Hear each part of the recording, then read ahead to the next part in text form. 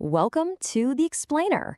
Today, we're going to talk about something that hits home for a lot of people.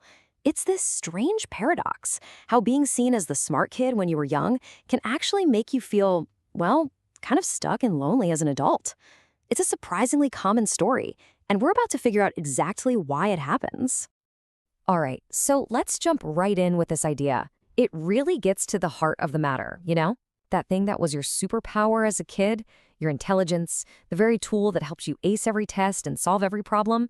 Well, what if that's the exact thing that's become the biggest roadblock in your life now? So, to really understand what's going on, we've got to go back, way back. Back to childhood, when things were simpler. When we saw ourselves in the world in these really basic black and white terms, because that's where this whole thing starts. Think about it like this. You've got all these childhood identities, right? The jock, the cool kid, maybe even the Spider-Man kid. Being the Spider-Man kid for a year doesn't really mess you up later on. But being the smart kid, that one's different. That one comes with this secret rule book, a bunch of unwritten rules that can seriously, quietly mess with your happiness and your friendships down the road. So what is this trap exactly? Well, it all kicks off with how we as a society define what it even means to be smart. And here's the twist. It's not really about your actual IQ score. It's all about how your intelligence appears to everyone else. And this is absolutely key. Check this out.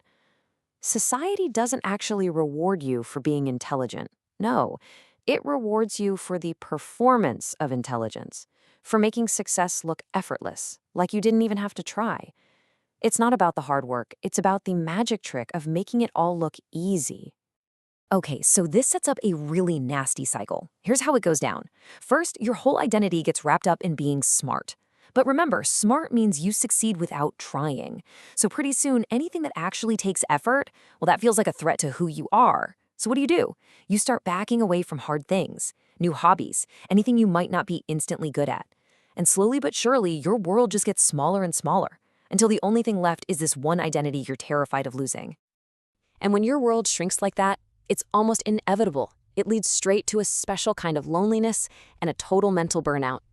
So, as you pull back from social stuff that feels tricky, those parts of your brain built for empathy, they start to get, well, rusty. They're like a muscle you've stopped using. So to make up for it, you switch to what you know best, your intellect. You start calculating social situations instead of feeling them. It's the difference between truly feeling with someone and just analyzing them like a logic puzzle. And this right here, this explains everything. You know that feeling of being completely wiped out after a party or a meeting? You've probably told yourself, oh, I'm just an introvert. But what if it's not introversion at all? What's actually exhausting you is the insane amount of mental energy it takes to run 1,000 social calculations per second in your head. You're using the wrong operating system for connection, and it's draining your battery. Naturally, when you're feeling this lonely and this tired, you're going to build some walls, right? A psychological shield to protect yourself. But the tragic irony, as we're about to see, is that the very armor you build to keep the pain out just ends up locking you in. So how do you cope? Well, a common strategy is to put on the quiet genius mask.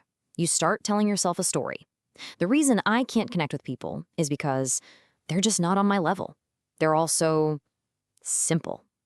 See, it sounds like arrogance, but it's really a defense mechanism. It's a shield that covers up a really painful secret. Deep down, your self-esteem is in the gutter, and being smart is the last piece of driftwood you're clinging to.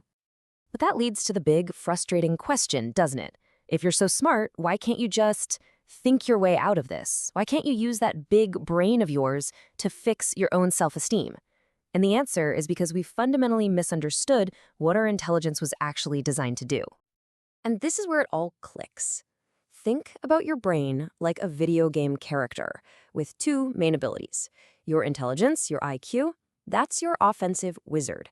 It's awesome for solving problems out there in the world. It's for casting fireballs at external threats. But your emotions? They're your defensive healer. Their job is to manage your internal world, to patch you up and protect your self-worth. The problem is, you've been trying to heal yourself by blasting fireballs at your own feet. You're using the wrong tool for the job. I mean, you just can't logic your way into feeling good about yourself. It doesn't work. It's like when a little kid falls and scrapes their knee. Do they need a lecture on antiseptic procedures and wound care? No, they need a hug. Trying to use your intellect to fix an emotional problem is exactly like that wizard burning through their entire mana bar, casting spell after spell, when all they needed was a simple healing potion. It's a complete waste of energy. Okay, so that's the trap. It's a pretty deep one, I know. But here's the most important part. There is absolutely a way out. It's not about being smarter, it's about being wiser. And the path forward really breaks down into 3 clear, actionable steps. This whole process is about tearing down that old, fragile smart kid identity and building something new, something solid, based on what you do, not just what you think. Step 1. You've got to abandon that old identity. Seriously, being proud of being smart is like being proud of having brown hair. You didn't do anything to get it, you were just born with it. The real game changer is to stop tying your self-worth to a trait and start tying it to your effort. That's something you actually have control over. Okay, step 2. You have to get really good at spotting that defensive voice in your head, the one that wants to protect your pride. Because learning something new means you have to be a beginner again. And being a beginner can feel, well, humiliating for the person who's always been the smart one. This quote lays it out perfectly. You have a choice: progress that feels a little embarrassing, or pride that keeps you exactly where you are.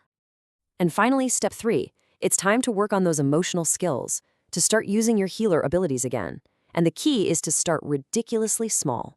Your wizard brain is going to scream at you for a perfect 100-page plan. Ignore it. That's the old trap. Instead, the goal is just one tiny, real-world action, something that builds connection, not analysis, like offering a hug to a friend who's having a rough day. That's it. Don't plan the whole journey. Just take one small step. So, that really leaves us with one final question, and it's a question for you. Are you going to keep protecting that old, fragile pride of being stuck but smart? Or are you willing to take that first, small, maybe even clumsy step towards real connection, even if it means you might stumble a bit? The answer isn't about how smart you are. It's about how brave you're willing to be. The choice, as always, is yours.